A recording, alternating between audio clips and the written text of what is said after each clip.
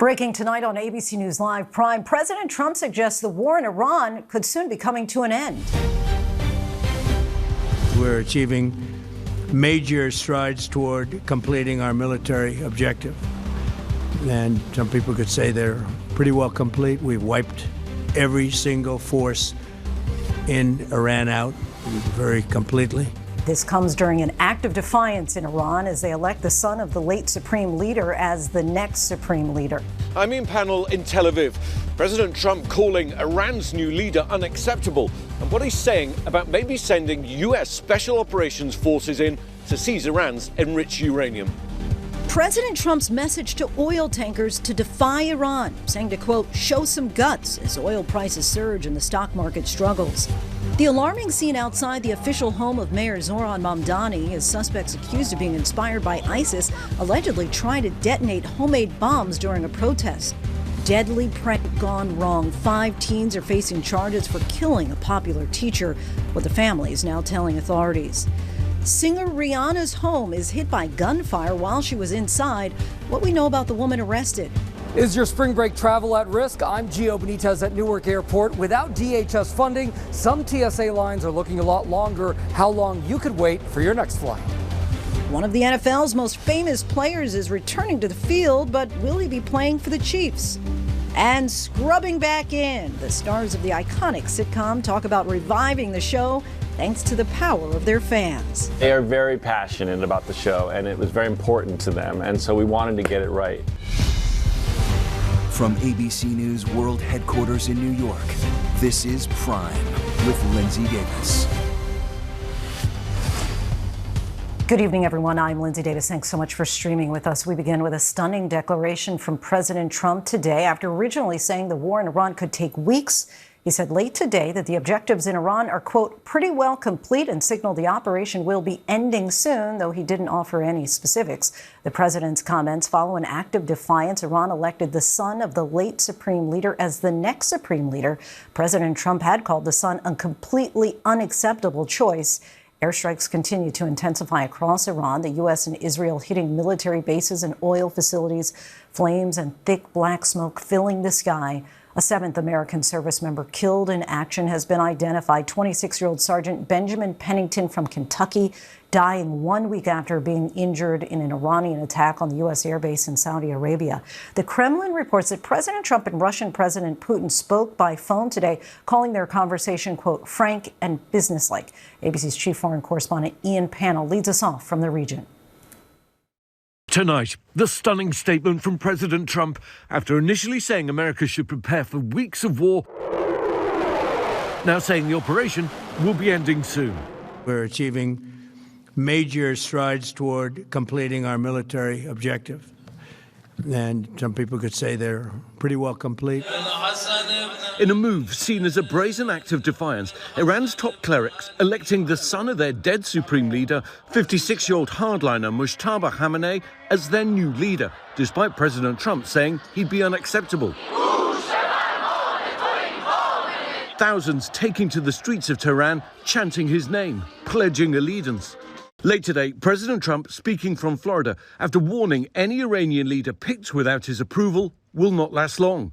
We think they should put a president in or the head of the country in that's going to be able to do something peacefully for a change. And amid reports that Russia's giving Iran intelligence on American troop locations in the region to make it easier for Iranians to target them, President Trump today speaking to Vladimir Putin. The Kremlin saying Putin suggested ideas on a quick end to the war. And it comes as the US and Israel hit hundreds of targets across Iran. Dramatic videos circulating online showing people racing to escape as missiles blasted this military base outside Tehran. Israel also striking multiple oil depots, turning the skies black with toxic smoke. Those attacks raising some concerns in the West about destroying valuable infrastructure. And tonight, a barrage of Iranian strikes across the region, killing at least one person in central Israel. Interceptor missiles streaking over the skies of Bahrain. And Qatar releasing this video of Iranian drones shot out of the sky. Tonight, the Pentagon identifying 26-year-old Army Sergeant Benjamin Pennington as the 7th U.S. service member killed in action. Officials say he died from injuries sustained during an Iranian missile strike on a military base in Saudi Arabia last week.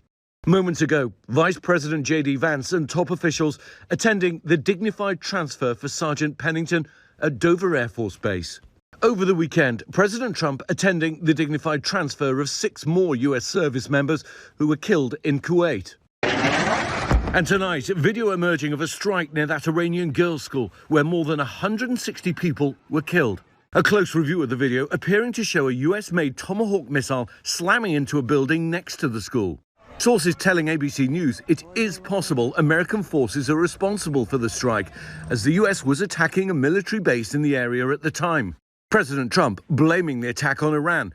The Pentagon says it's still investigating.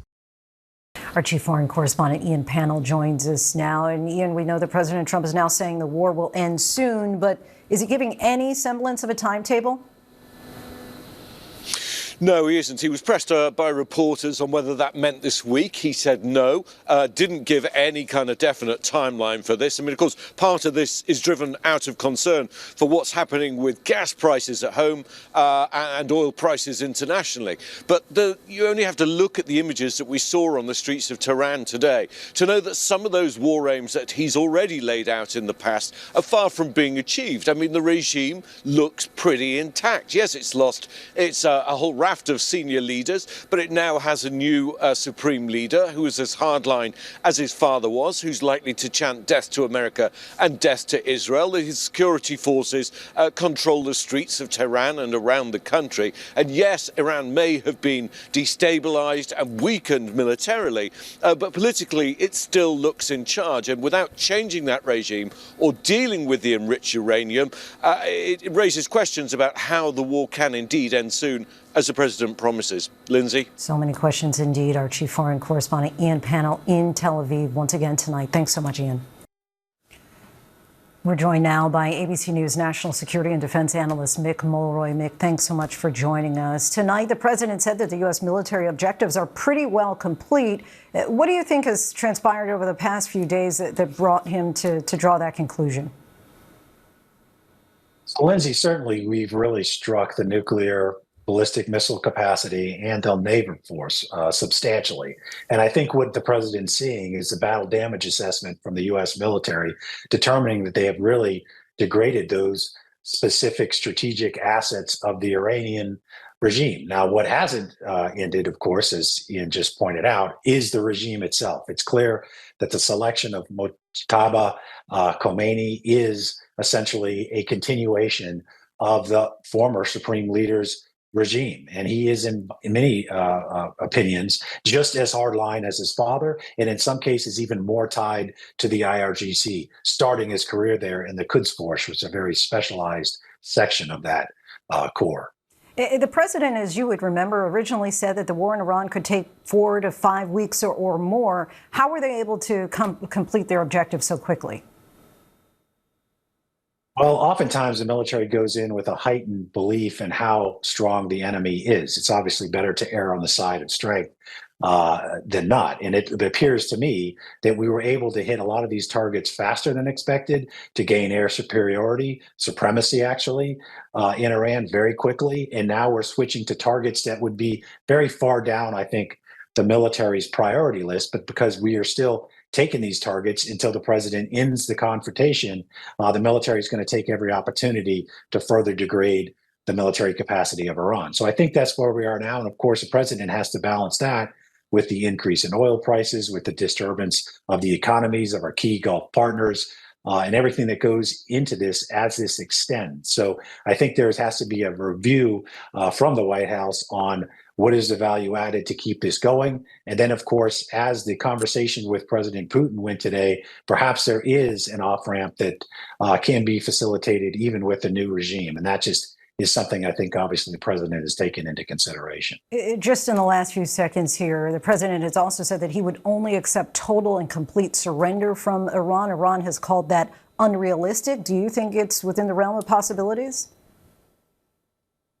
I don't. As long as the regime is still standing, they're never going to utter the word surrender, because there is no boots on the ground. There is no invading force that would require them to do that. They're not going to surrender, of course, to an aircraft.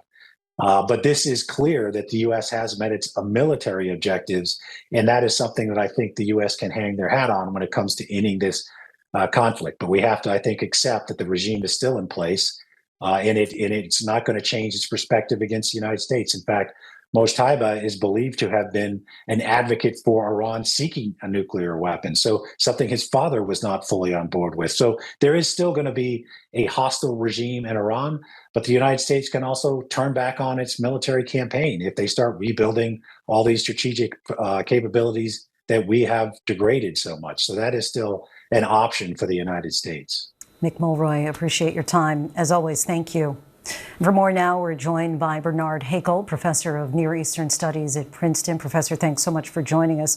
President Trump said today that the operation in Iran is going to be a short-term excursion. You've previously stated that the Iranian regime will be very difficult to dismantle. Is there a world in which the IRGC is removed by this U.S. operation? If not, what will it take? Good evening. No, there is no way to remove the IRGC without a ground invasion, and that's not going to happen. And also, destroying Iran's air force, which was non-existent before this war, and its navy was very weak, is not really much success. The Iranians still have thousands, if not tens of thousands, of drones and short-range missiles. They're still attacking Israel. They still block the Strait of Hormuz. And I think President Trump realizes that they can bring the global economy, and certainly gas prices extremely high in the global economy, to its knees because of the amount of oil that flows through this area and gas. And that's what's making him reconsider. Can you give us insight as to how the Islamic regime in Iran has been able to maintain power for nearly 50 years? Well, through sheer brute force. I mean, they are the ones who have all the weapons. Most of the population doesn't like them, but they're not organized. The population and the opposition is highly divided, and there is no single leader to unite them against this regime. And this is a coercive regime that's willing to kill its own people. It has killed, just this last January, tens of thousands, if not up to 30,000+ of its own people. So, they're very hard people. They're ideological, and they're in a fight for their very survival right now. And they're willing to bring down the entire region and the world, if necessary, in order to stay in power. As reported, Iran named its new supreme leader Mojtaba Khamenei, the son of the slain Ayatollah Ali Khamenei. What do you make of this choice, and how will his rule differ from his father's? He's a harder man than his father's. He's much younger. He's likely, unless he's killed by the Israelis or the Americans, he's likely to remain in power for many decades. And he is going to double down and try to rebuild all the lost military capability that has been degraded in this war and the war last year, the 12-day war that the Israelis and the Americans waged. He's a believer in nuclear power and having a nuclear weapon. And so I don't see how. Basically choosing him is essentially a way of, telling President Trump that they're doubling down and, frankly, giving the finger to the president. Iran has also attacked nearby Gulf states like Saudi Arabia, Qatar, the UAE with ballistic missiles and drones. How do these attacks change the Gulf countries' geopolitical relations with Iran? Well, they've never liked Iran much, frankly, and they would like to see the regime moderate, and they were hoping that it would, but they also don't want to see the regime completely fold, because that could lead to civil war in Iran, and that it's a country with 92 million people. A civil war there and regime collapse could lead to a situation like we saw in Libya, and that would spell chaos for the entire region. So they're between a rock and a hard place. They also don't want Iran to keep attacking them. And Iran still has the capability of attacking their desalination plant. This is water desalination from the sea, and their electricity plants. And they could actually do serious harm to countries like Saudi Arabia, the United Arab Emirates, Kuwait, and so on if they started attacking these vital infrastructure installations. And that's what these countries are most afraid of. They live next to Iran. Iran is an arsonist, and they would like to see Iran, contained but not destroyed. Professor Bernard Hakel, we thank you so much for your time. Really appreciate you joining us tonight. Thank you.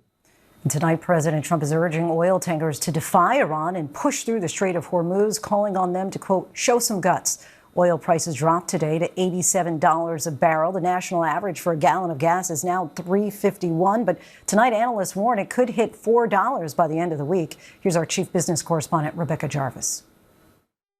Tonight, the oil markets and gas prices here at home are riding on the president's every word and on the unfolding war in Iran. Overnight, a record surge in oil prices reaching nearly $120 a barrel before plunging late today amid word the president said the war is very complete, pretty much. The wild volatility from this war in Iran already reaching the gas pump across the U.S. tonight. Drivers like Michelle in Boston trying to fill up the tank, but stunned by what she was seeing. I'm already at $65 and still pumping.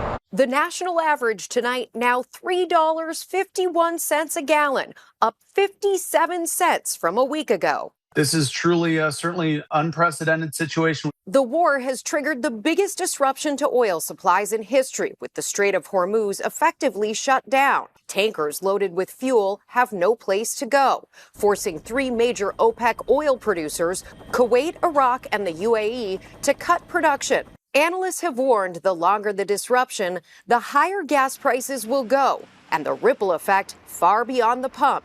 Grocery prices, airfare, and the cost to do business for farmers and small companies. And for Michelle, by the time she was done at the gas pump, it cost more than $90 to fill up her SUV. If it stays like this, it's going to be pretty bad.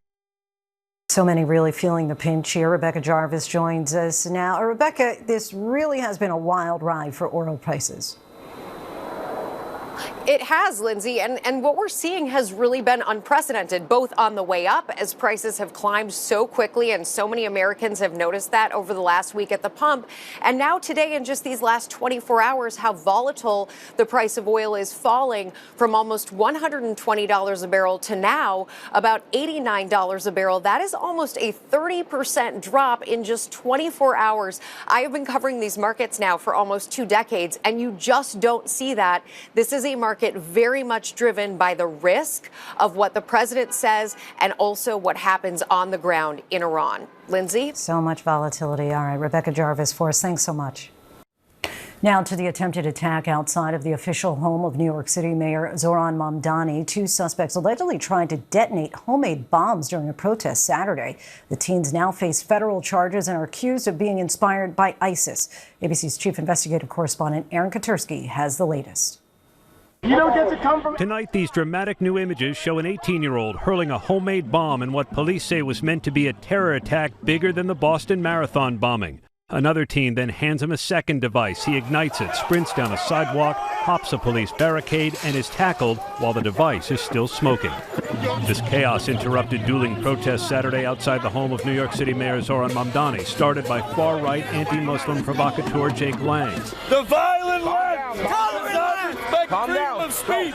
Police say 18-year-old Amir Balad and 19-year-old Ibrahim Kayumi drove from Bucks County, Pennsylvania, and told investigators they were inspired by ISIS. This was not random violence. This was a planned attack motivated by extremist ideology and inspired by a violent foreign terrorist organization. The FBI says one of the teens watched ISIS propaganda videos on his phone, and the other told them he wanted to carry out an attack bigger than the Boston Marathon bombing and lamented that attack caused only 3 deaths. The devices were made from mason jars, nuts, and bolts. One of them tested positive for the highly volatile substance TATP, used in attacks around the world. Make no mistake, what happened this weekend was incredibly dangerous. Our thanks to Aaron Katursky. 5 teenagers are facing charges for a deadly prank after a popular teacher in Georgia was killed. Here's our Faith Abube. Tonight, 5 teenagers facing charges after the tragic death of a beloved teacher during a high school prank gone wrong. Police say on Friday night, the students went to Jason Hughes' home in Gainesville, Georgia, to throw toilet paper at his trees. The Hughes family telling ABC News the teacher knew the teenagers were coming, and he was excited to catch them in the act.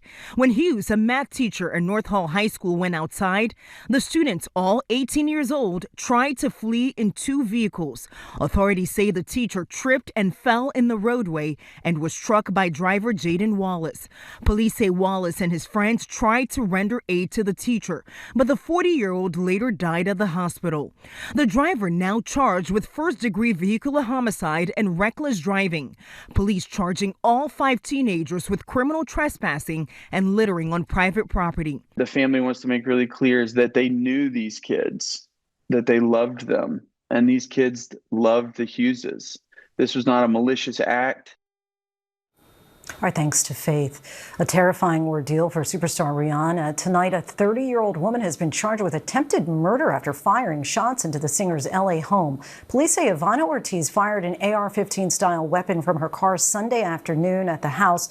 There were multiple bullet holes visible in the side of the home. Police say the singer was home at the time of the shooting but was not injured. No word on if her partner, A$AP Rocky, or their 3 children were home as well. Now to the spring break travel rush thrown into chaos. Airports across the U.S. are reporting longer wait times at TSA checkpoints because of staffing shortages. At least one airline is telling passengers to arrive up to 5 hours before their flights. Our transportation correspondent Gio Benitez is at Newark International Airport.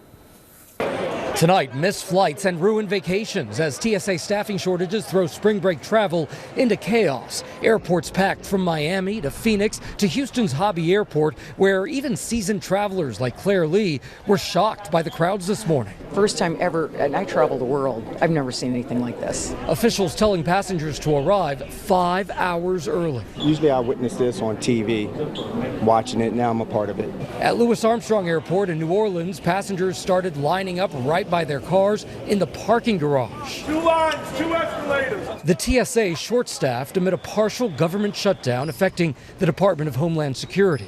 And because of that shutdown, the roughly 60,000 TSA officers who get you through security haven't gotten a full paycheck in almost a month, and many of them aren't showing up to work. To not have your full entire paycheck come through, that puts a strain on finances for your household. So they having to make very tough decisions.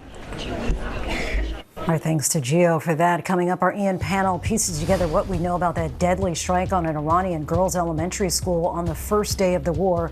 Plus, the president of Ohio State University announces his resignation over an inappropriate relationship.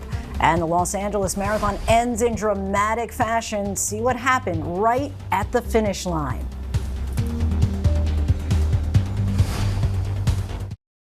Welcome back, everyone. Tonight, there are demands by congressional Democrats for an independent probe into a heartbreaking deadly strike on an Iranian girls' elementary school on the first day of the war. President Trump has suggested the U.S. may not be responsible, while Secretary of Defense Pete Hegseth says the Pentagon is still investigating exactly what happened. ABC News' visual verification team analyzed the available footage and satellite images to try to piece together exactly how things unfolded. Here's our chief foreign correspondent, Ian Pannell. At Tehran University, rows of pencil cases and brightly coloured rucksacks now hang on display. Each one represents a child who never came home from school. There were students ranging from 7 to 12 years old at the Shajara Tayyebe Girls' Elementary School in the southern Iranian city of Minab. Over 100 schoolgirls killed in a series of strikes. The classrooms, once filled with children's voices, are now silent. Iran calling the attack a massacre in broad daylight. Experts telling ABC News this video surfacing online shows a US-made Tomahawk missile hitting a building adjacent to the girls' school. The day after the strike, the chairman of the Joint Chiefs, Dan Kane, said the US had been conducting airstrikes in southern Iran in those early hours of the war, where the school was located, with Israel striking in the north. Sources now telling ABC that it's possible the US hit the school by mistake and US forces were operating in the area. Experts telling us more than 10 years ago, the school was part of a larger Iranian Revolutionary Guard military complex. Google Earth images from 2013 and 2016 show a wall being built sometime during those years, effectively separating the school from a cluster of IRGC buildings. An image from 2018 shows that part of the wall in the school compound had been bright blue, a new addition not visible in previous years. ABC News has identified 7 strikes on the compound. The anger and grief spreading across Iran, thousands taking to the streets to mourn those lost in the attack. The killing of the schoolgirls, now a rallying cry for a regime in a fight for its own survival. Retired Master Sergeant Wes Bryant, who once led the Pentagon office that assessed incidents of civilian casualties, raising questions about whether the US was working from outdated intelligence. The commander of the Central Command should know every single target that both the US and Israel were going to hit and did hit, and what the assessed, what we call battle damage assessment was after those targets. So Central Command should have immediately come back and said, yes or no, we hit this target or Israel did. This has been a war of shifting explanations. The Trump administration has put forward many, sometimes contradictory reasons for going to war with Iran. And finding out who fired what and why on its single deadliest day is proving just as evasive. Missile strike and a Tomahawk missile likely destroyed that Iranian girls' school. So will the U.S. accept any responsibility? Well, I for haven't that strike? seen it. And I will say that the Tomahawk, which is one of the most powerful weapons around, is used by, is sold and used by other countries, you know that. And whether it's Iran, who also has some Tomahawks, I wish they had more. But whether it's Iran or somebody else, the fact that a Tomahawk is very generic. It's sold to other countries. But that's being investigated right now. Israel, America's partner in this war, saying they weren't operating in the area. Iranian state media and Iranian officials are reporting that a girls' elementary school was hit in the early stages of this operation, leading to the deaths of more than 150 people. Are you investigating what happened there? What went wrong? Well, a few things that are important to know. One, we do not target civilians. I'll say this very clearly. And opposed to the Iranian regime, by the way, I can tell you directly, there is concrete intelligence showing they are purposely targeting civilians. Two is we're looking into that investigation. Any type of claim like that, we look into that very, very seriously. So far, we have found no connection to any IDF activity, no IDF activity in that area at all, but we're looking into it. Experts say intention is key to determining whether or not this strike was a war crime and its proximity to a potential military target. So the key is intention. If you intentionally target the girls' school, it's a war crime. If you did not, but they were close to a valid military target, and for some reason the missile missed, then that is what we call potentially a collateral damage, and that, again, it would not be essentially a violation of international law. Thousands of targets have been struck in Iran by the US and Israel since the beginning of the war. And now, some raising questions about the possible use of artificial intelligence in US warfare. I think what's controversial about it is that the number of strikes generated is a significant amount. The volume of strikes that are given are 10 times or more higher than what otherwise human operators could do. So one of the questions is, well, if you have that many number of strikes, are you able to then review accurately these generated recommendations? That's one thing. I think a second thing that's also controversial is that it's not always clear exactly how those recommendations are derived. Rescue workers spent hours searching through the rubble after the strike. Among the dead were teachers, school staff, and dozens of young students who'd arrived that morning expecting an ordinary school day. They were buried here. Rows and rows of graves, a haunting reminder of the real lives lost in a war without clear goals or end. A brutal reminder of the cost of this conflict and the innocent lives lost, as families still wait for an explanation of what happened here. For more now, we're joined by retired Rear Admiral Mark Montgomery. Thank you so much for joining us. What do you make of what happened at the Iranian school? Look, if this was a U.S. attack, this really is unfortunate. I will say my experience is the United States does not intentionally target civilian infrastructures like a school or anything of the sort. So if this was the United States, it was an accident. I believe it will be found to be an accident. But I think you do a clear investigation, find out how it happened, both first so that you understand if you were responsible, but second, so that you can make sure you don't make this kind of mistake again in the future if, in fact, it was a U.S. missile that hit the school. How difficult is that to ascertain if it was a U.S. missile? I think the United States is taking very good battle damage assessment looks. I think within reason, an investigating officer, without having to be on the ground, can determine what caused the strike at the school. Look, there's a small chance that you need assistance on the ground, and that will be difficult to get. But historically, with the kind of overhead imagery we have going to support the war effort and the future strike effort, we probably can get a good understanding of what hit it. Plus, we can take a look at our own targeting. We can take a look at what we tried to target. Was this actually a mistaken assignment of a target vice the poor performance of a missile? And if this does turn out to be a mistake, what should happen next? You find out why it happened, you correct that specific error, and then you create the conditions so you don't do it again. The most egregious aspect would be if you have an incident like this, you don't take corrective action, and it occurs again. That is the ultimate sign of failure. Obviously, it's unfortunate if it was the United States that did this, and that's what an investigation will determine. What role do you believe that artificial intelligence should play in warfare? Look, I think artificial intelligence is very helpful in accelerating the planning, the aspect of planning that's kind of boring and mendacious, right? That is tough to get through. But in actual target selection, humans should be involved in that. And in the final approval processes of a target deck, humans should be involved. This was a deliberate planning process. So I don't think we're going to find that artificial intelligence was it may have contributed, but it won't be found to be the final, determinative cause. That will be, if it was in fact a mistaken targeting effort by the United States, there is a human who made the error. And lastly, if there is a particular aspect about this war that keeps you up at night, what might that be? What concerns me the most about this war is if we don't fully remove Iran's ability to build ballistic missiles, nuclear facilities, and drones in the future.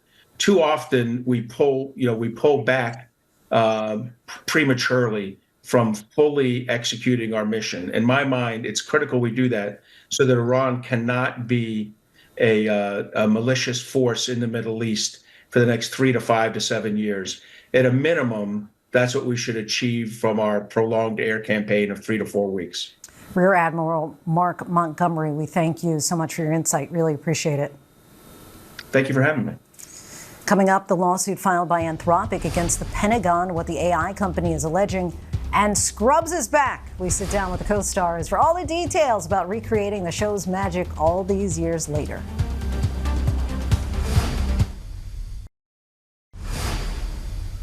Welcome back to Prime. Here's a look at the stories making headlines right now. President Trump said that the United States is making, quote, major progress at achieving their military goals in Iran. When asked whether he thought the war would be over this week, President Trump said no, but added that he thought it would end soon. Ohio State University President Ted Carter is stepping down after revealing that he had an inappropriate relationship with a woman who was seeking public resources to support her personal business. The university confirmed his departure in a statement. In his own statement, Carter said that he made a mistake in allowing inappropriate access to Ohio State leadership.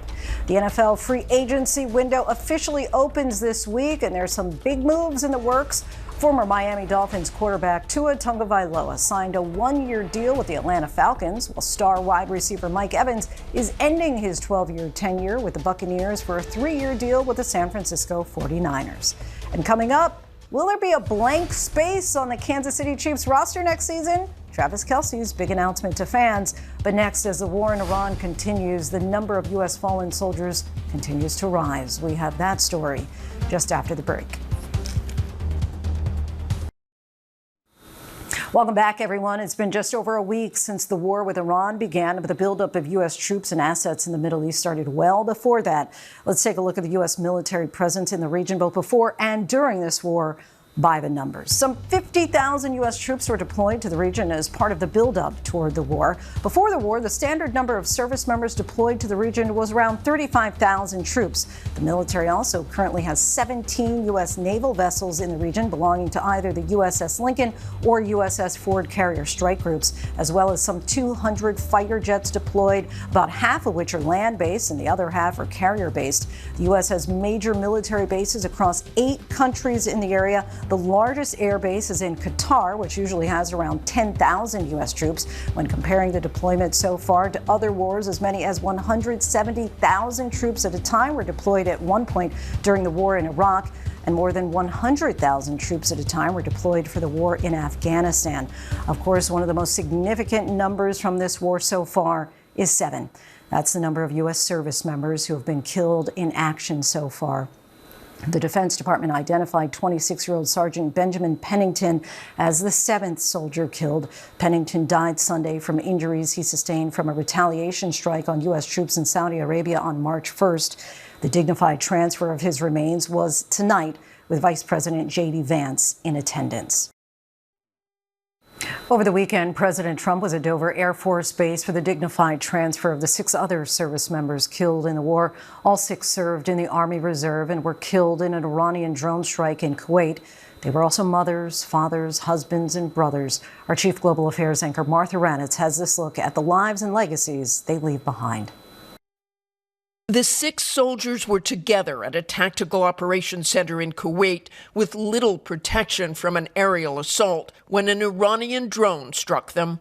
The youngest, Sergeant Declan Cody, a 20-year-old college student studying computer science at Drake University in Iowa. His older sister, Kira, remembering his kindness. I just wish he could have known one more time that we all loved him because he was so amazing and kind. He was just like a little brother you could have. Sergeant First Class Nicola Moore was days away from the end of her deployment, set to return to her 18-year-old son and 9-year-old daughter in Minnesota. Her brother Derek telling the New York Times she was preparing to leave the military. She had a yearning for her family. She just missed them, he said. From a young age, Captain Cody Cork felt a calling to serve his country. The 35-year-old lived with purpose, loved deeply, and served honorably. He was very, very smart at computer technology.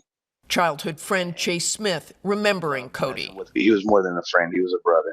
42-year-old Sergeant First Class Noah Teachins, a husband and father, had only 3 months left on his 3rd deployment to Kuwait. He took me under his wing. John Coleman was one of many soldiers he had mentored. You could call him day or night. He always took the time.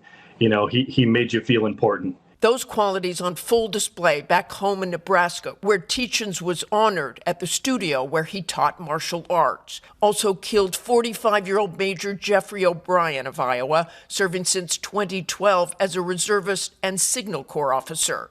Stateside, he worked in cybersecurity. In the office, he was admired not only for his skill and leadership, but also for his compassion toward new team members, his uplifting humor during challenging times, and his calm guidance in high-pressure situations. And 54-year-old Chief Warrant Officer 3 Robert Marzan of California, whose sister posted a touching tribute to her younger brother, calling him a strong leader who lived by example and her hero. So many would call them heroes now as well. Our thanks to Martha Raditz for that. Coming up, Novo Nordisk is dropping its lawsuit against the telehealth company Hims & Hers. We'll tell you why. And the long-awaited revival of Scrubs is here. Hear from Zach Braff and Donald Faison about the new season on ABC.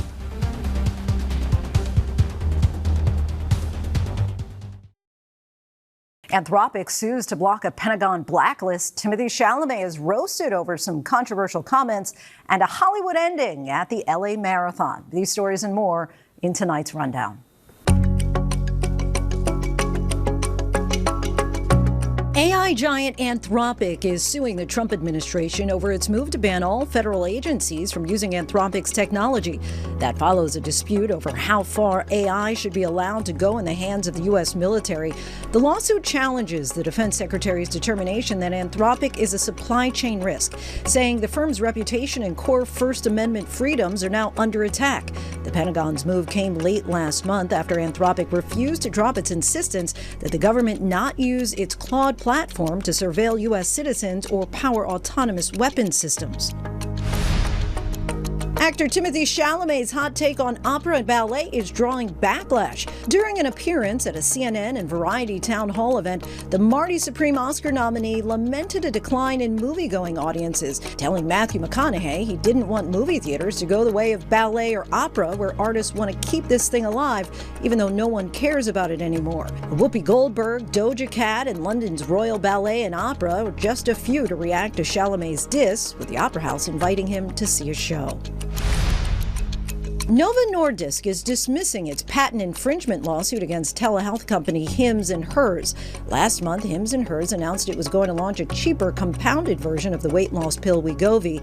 Manufacturer Novo Nordisk quickly followed that up with an announcement that it was going to sue. It's legal for companies to copy or compound certain drugs when they're in short supply, but that's no longer the case with semaglutides. When the FDA threatened to withhold the ingredients needed to make the drugs, Hims backed off. As a part of its settlement with Novo Nordisk, the company will still sell the cheaper version, but has agreed not to advertise that it's doing so. NFL star Travis Kelce's football future is now revealed. A source tells ESPN Kelce informed the Kansas City Chiefs he's coming back for a 14th season. Kelce is one of the NFL's most illustrious tight ends and a three-time champion with the Chiefs. He'll stay alongside Coach Andy Reid, his only coach throughout his NFL career. The decision comes just ahead of the NFL's free agency period and shuts down speculation Kelce could retire. A historic photo finish at the Los Angeles Marathon. American runner Nathan Martin edged out Kenya's Michael Camo by 0.01 seconds. Martin surged across the finish line. Camo collapsed in the final stride.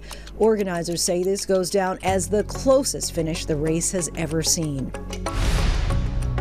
And Punch the Monkey has a new friend. Over the weekend, pop star Lisa from Blackpink revealed she went to Tokyo to visit the viral monkey sensation, sharing pictures at the zoo holding up a stuffed orangutan and a picture of Punch with his own. Punch went viral after initially being rejected by the other monkeys in his enclosure, with that little stuffed animal acting as his only friend. Season 1 of the Scrubs revival is out and getting rave reviews. Star actors Donald Faison and Zach Braff sat down with our Danny New to talk about the new season airing on ABC. Let's take a look. All right, we are now joined by Donald Faison and Zach Braff, and we were just singing one of your songs from the musical episode Guy Love. And now explain our Guy Love. Let's face the facts about me and you. You want to sing it on camera? I mean, we're here. Hey. The show's finally out. Yeah. It actually happened. Has it been like basically 20 years of people saying to you, when is Scrubs going to come back? Yes. Basically, since we stopped, there was maybe like a breath, and then it was, when are you coming back? When are you coming back? And now it finally happened. Now that the episodes are out, is that feeling relief? What would you call it? There's still a crap ton of anxiety that's following it. You know, you want it to be successful. You want the fans to like it, and and now that it's out and we're getting feedback from the fans, there is a little bit of relief, but we still got 7 more shows. 7 more. Yeah, I think we both were so happy that the fans like it. We made this for the fans, and we just didn't know. There's hope. The fan base of Scrubs, like yourself, because you told us you're a big fan. Yes, I could not tell you that. They are very passionate about the show, and it was very important to them, and so we wanted to get it right. When the call started to be made that this could actually come back, was it an immediate no-brainer for you guys? You had to think about it. It was a no-brainer for me. I mean, we had been doing our podcast for a while, Fake Doctors, Real Friends, for a bit. And while we were doing that, in my mind, I was like, it would be great to start to do this all over again. I even said to Zach at one point, we should just watch the show again. He was like, I'm not watching it again. Well, for the podcast, we watched 180 some odd episodes and then talked about them. And Donald was like, should we do it again? I was like, no. We've seen the show. But we didn't know at the time we were doing research. It was really informative. And we were really candid on the podcast. We would say, like, I don't like this one, and here's why. And I think it's to this, it's to that, or my performance sucks. And it really, for me, was informative for the things I wanted the show to be and things I didn't want the show to be. This is kind of a spoiler, but there's headlines everywhere. It happens in the first 5 minutes. We learned that Dr. Dorian and Sarah Chalk's Dr. Elliott Reed are divorced now, which a lot of people were a little upset about it. I even saw Bill Lawrence, your creator, like discussing it with fans on Twitter. Be like, guys, we thought a lot about this. For you, why did that feel natural for the next step? I just think it's funny that Bill will engage with someone on Twitter who has like one follower. And I'm like, Bill, you don't have to go down this road. He has all these Emmys now, 20 years later. I know. He's just occasionally, the man still hops on Twitter and debates with fans. You know, I think if you're going to do a show about 17 years later, you could show both sides of how relationships go. He and Turk and Carla have the most loving, amazing relationship ever. They couldn't be more in love. And JD and Elliot were always in a contentious sort of relationship. So, a lot of couples end up getting divorced. I also think just writing-wise, it's great to write to drama and comedy of a couple who are divorced trying to work together in the same workplace. Is it true? I'm going to do my fan questions now. You have a very famous dance that became a Fortnite thing and a meme. It's like... Yeah. I just did it. Yeah. Is it true that you kind of just improvised that when you showed up to set that day? I showed up to set from the club, pretty much. It was from club to the set, and I had no idea what we were filming that day. And I walked into the room that is the break room, or the penthouse. And I walk in, and it's packed with the crew. I'm like, wow, what's going on? What are we filming today? And Zach goes, you have a dance today. You're dancing today. And I was like, oh, okay. And Bill's like, you ready? And I'm like, well, what am I dancing to? And I'm like, Poison. Poison by Belle Biv DeVoe. Belle Biv DeVoe. And I was at the club that night, and so I was dancing to Poison that night, so I knew exactly what I needed to do for the show. That's incredible. Well, you just riffed that, and it became, something that Scrubs fans love so much. Well, I can never figure out which parts of the show came from things that actually happened, because I know some plots came from adventures you guys had on the weekends. Yeah. I always wanted to know if when Turk does a Neil Diamond impression, if that came from real life. Yeah, for some reason, I was singing the Transformers as Neil Diamond. The Transformers, more than meets the eye. Yeah. That's when we learned that Donald did a good Neil Diamond impression. But for some reason, he tested it out on the Transformers theme song. That really timestamps, lets you know exactly when this happened, because that was like around 2007. And then, but from that, it somehow made it into the show. This was a bit that we would do off camera. Just doing Neil Diamond? Yeah, lots of stuff just being silly and stupid and improvising stuff would make it on the show. And at the time, we would be like, they're never going to use this, but then it would be on the show. On the ships and on the planes. You're like, they're coming to America. They're coming to America. They're coming to America. Yeah. Today. Guys, do you think there will be a season 2 of Scrubs Revival? We hope so. I hope so. We would love to do it, and we just aired, and the response has been absolutely outstanding, and we're really thrilled, and we've got our fingers crossed. Well, guys, it's been an absolute dream to talk to you. Thank you so much for being here. Thank you for having us. Thanks for having us. So glad Danny got to do that interview. A huge Scrubs fan, and you can catch the new season of Scrubs every Wednesday on ABC and the next day on Hulu.